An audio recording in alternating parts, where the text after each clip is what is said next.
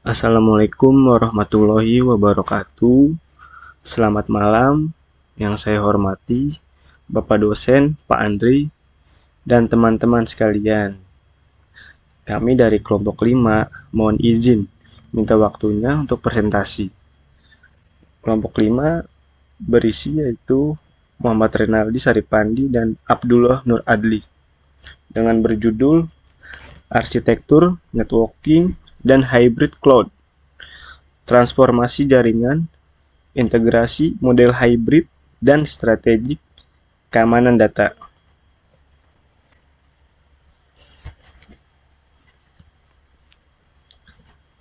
Agenda yang kita bahas kali ini di presentasi ini, fundamental cloud networking, evolusi dari tradisional ke cloud. 2. Arsitektur jaringan berbasis cloud, VPC, subnet, dan gateway. 3. Model hybrid cloud, menghubungkan on-premise dengan public cloud. 4.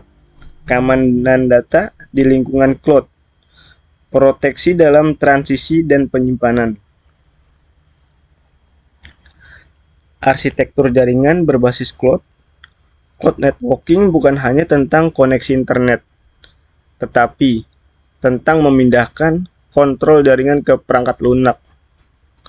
Software Defined Networking, Virtual Private Cloud atau yang kita singkat VPC, ruang terisolasi secara logis di dalam public cloud. Subnetting, membagi VPC ke dalam segmen publik, bisa diakses di internet dan privat. Cloud Gateway, Internet Gateway adalah gerbang akses ke dunia luar.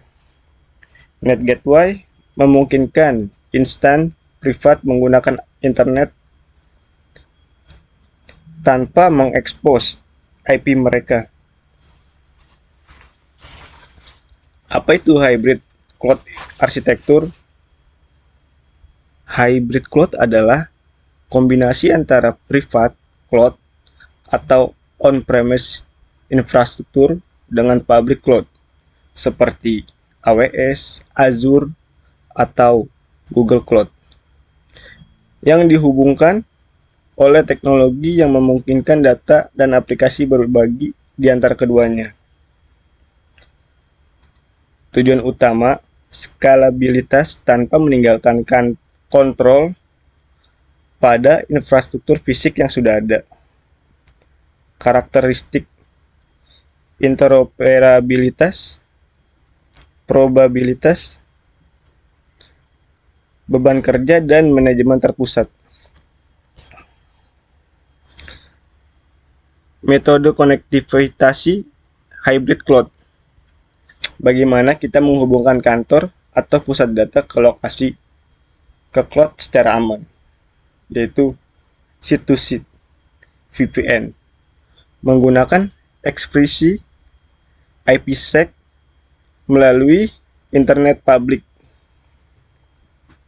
Murah, tapi latensi tergantung koneksi internet. Dedication connection, kabel fisik langsung dari provider ke data center Anda. Kapasitas tinggi, latensi rendah, dan jauh lebih aman. SD-WAN, mengoptimalkan rute lalu lintas secara dinamis di berbagai jalur koneksi. Selanjutnya, slide berikutnya dibacakan oleh teman saya, Abdullah Nur Adli. Baik. Keamanan data di cloud. Keamanan di cloud menggunakan model share responsibility, tanggung jawab bersama. Provider menjaga infrastruktur, Anda menjaga data. 1. Data at rest, enkripsi data saat disimpan di disk. 2. Data in transit, perlindungan data saat berpindah menggunakan protokol TLS atau SSL. 3. Identity and Access Management, prinsip least privilege, hanya berikan akses yang benar-benar dibutuhkan. 4.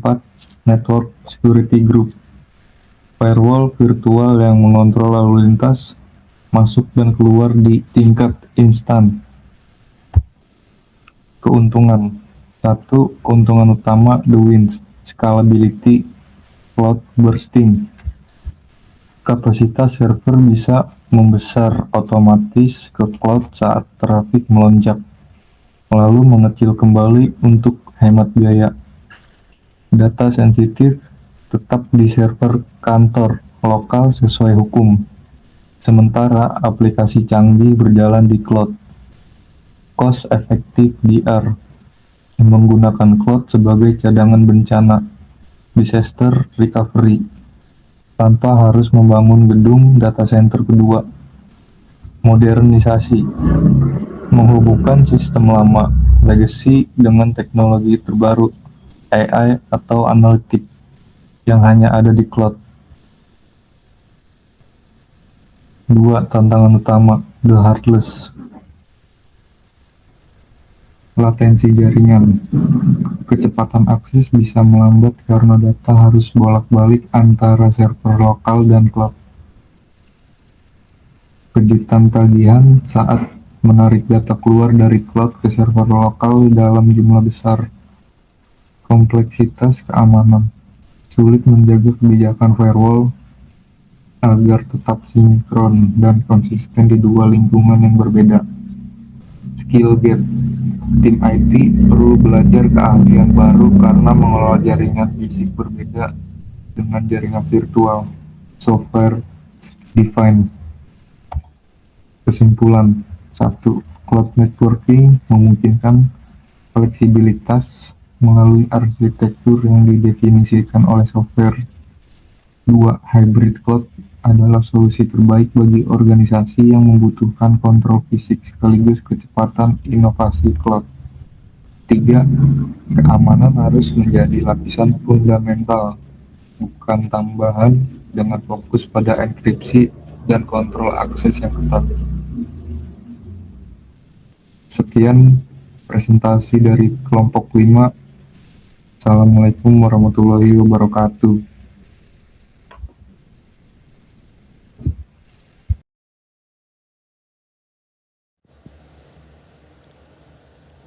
Ya, mungkin itu presentasi dari kelompok 5. Saya rasa cukup ya. Terima kasih untuk Pak Andri selaku dosen, dan terima kasih juga untuk Yukamta selaku yang memonitoring ini semua. Terima kasih juga untuk rekan-rekan mahasiswa yang sudah hadir di malam hari ini. Mohon maaf apabila mengganggu waktunya, dan mohon maaf juga apabila ada perkataan yang salah atau penyebutan yang salah selama presentasi. Saya selaku anggota dari kelompok 5, mohon maaf selebar-lebarnya atau seluas-luasnya. Saya rasa cukup sekian dari kami dari kelompok 5. Assalamualaikum warahmatullahi wabarakatuh.